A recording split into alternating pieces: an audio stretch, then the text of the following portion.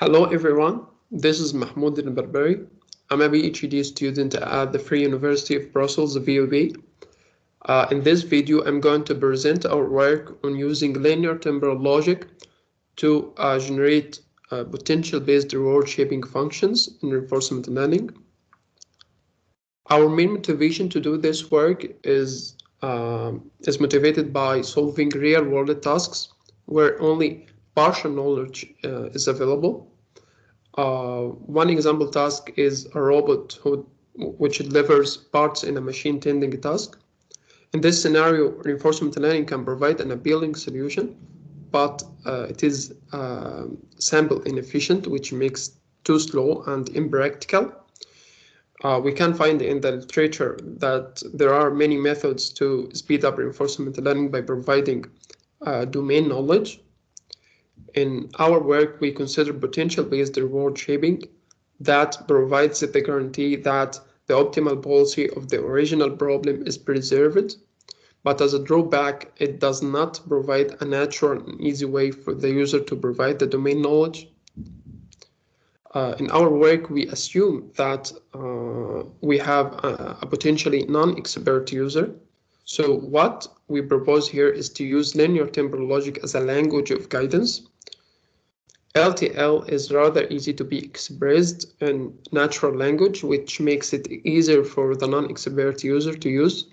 It's also a rich language that can express a lot of reinforcement learning tasks while being compact, because an LTL formula is interpreted over whole sequences of states. It can also provide flexibility, especially in the case of partial knowledge, as we will demonstrate. We also develop a novel methodology to translate the LTL formulas automatically to potential-based reward shaping functions. Throughout our work, we use the classic flag collection domain or some variation. In the flag collection domain, the agent should, starting from the initial position, it should collect all the flags A to F and then go to the goal in the minimum number of steps. In this case, we can provide guidance to the agent by providing the following LTL formula to guide the agent to collect the flag in this order. We use two temporal operators, finally F and next X. So an LTL formula would be finally have flag A and next finally have flag B, etc. to next finally add go. We also considered another variant of the flag collection domain where there are two doors. At one experiment, one of which is open and the other one is closed, and in some other experiments, it is the other way around. So in this case, the user does not know which door is open at this experiment, and thus it cannot guide the agent to collect the flag B first, for example, or flag C first, because the optimal ordering would depend on which door is open. So what we like to do is to still guide the agent to collect both flags, but without specifying an order, and then guide it to go for the goal. So this can be provided in LTL compactly as finally have flag B and have flag C, and next finally add goal. This is an overview of how our approach works. We translate the LTL formulas to deterministic finite automata, and together with domain knowledge, we can build reward shaping functions. We consider as a running example a simple variation of the flag collection domain. The agent should collect flag A and then go to the goal. In this case, we would like to guide the agent to collect the flag A and then go to the goal. So we can provide this LTL formula, finally have flag A and next finally add goal. Every LTL formula has a corresponding or can be translated automatically to a corresponding DFA. In this case, the DFA accepts a sequence of states only if it satisfies the original LTL formula. So our goal would be to generate a reward shaping function that guides the agent to the accepting state. So let's look closer at this DFA. We define what we call the guiding formula. Initially, the current DFA state is Q0. Then we would like to satisfy the formula associated with the edge from Q0 to Q1 to get closer to the accepting state Q2. So the guiding formula in this time instance would be half flag A. Then hopefully we can satisfy it, and then it makes a transition to Q1. Then the guiding formula at this time would be add goal, and then making the transition to the final state. So we assume also that we have domain knowledge represented in form of heuristic function that gives an estimate of how close the agent is to satisfy the formula, the guiding formula, from any MDB state. So for example, if the current DFA state is Q1, then the guiding formula is at goal, and the heuristic function would return an estimate of how far the agent from satisfying the at goal. For example, this can be a simple direct distance or a Manhattan distance. Then we can build the potential function. The potential function in our case at any time instance takes this form. Omega is a scaling factor, n is a normalization factor, that is a maximum over the heuristic function. So what's important here is the term of the distance of qt and the heuristic function. Let's look closer at both of them.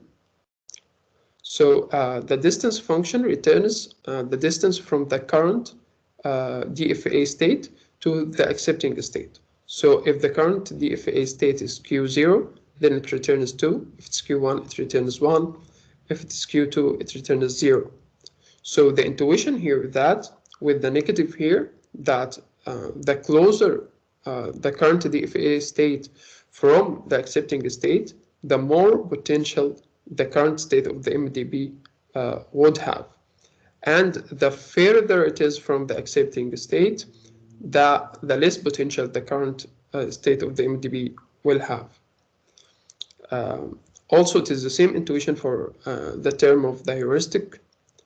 The closer the agent from satisfying the guiding formula, the more potential the current state of the MDB has, and the further it is, the less potential it has. So in our experiments, we compared to the Bram-based approach of Girzey and Kadanko. They proposed a method to automatically generate potential-based reward shaping functions from strips plans. In the first set of experiments, we use the classic flag collection domain with added obstacles in black. In this case, the non-shaped agent would find it difficult to learn the optimal policy because the agent receives the reward for collecting the flags. It receives a reward proportional to the number of flags it has collected only at the end when it reaches the goal.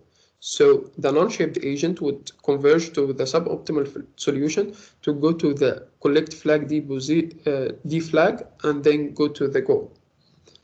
We see here also that there are multiple optimal orderings. For example, one optimal ordering is to collect C, F, E, F, B, A, D, then go to the goal.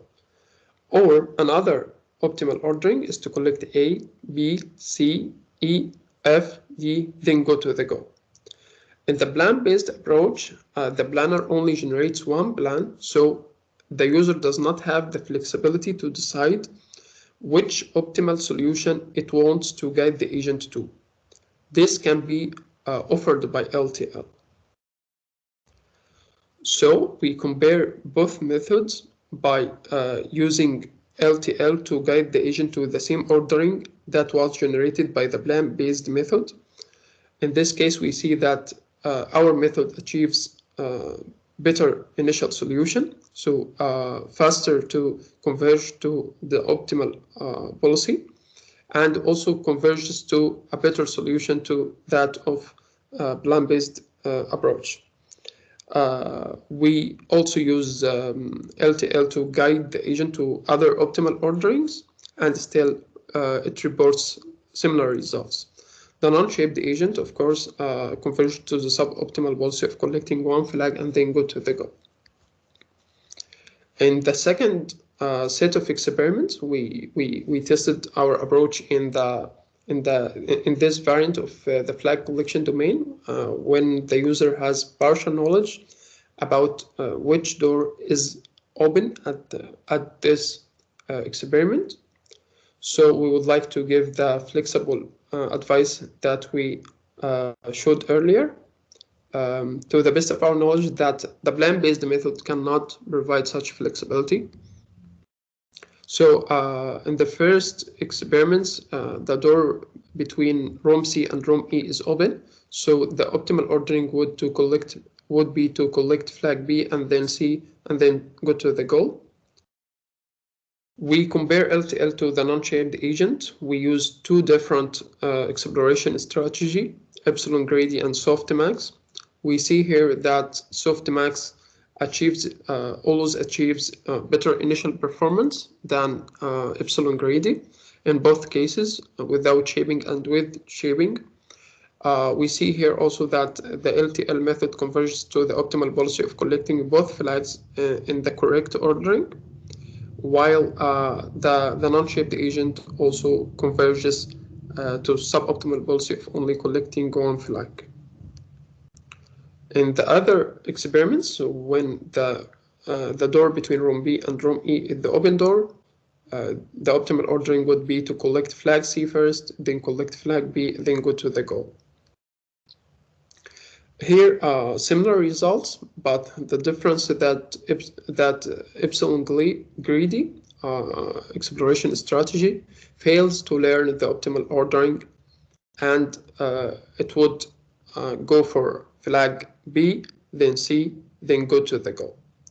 While the softmax approach with shaped reward would go for C first, then B, then to the goal. And this supported our initial intuition that softmax would be a better exploration strategy in our case, because it samples the action according to their Q values, where epsilon greedy explores randomly.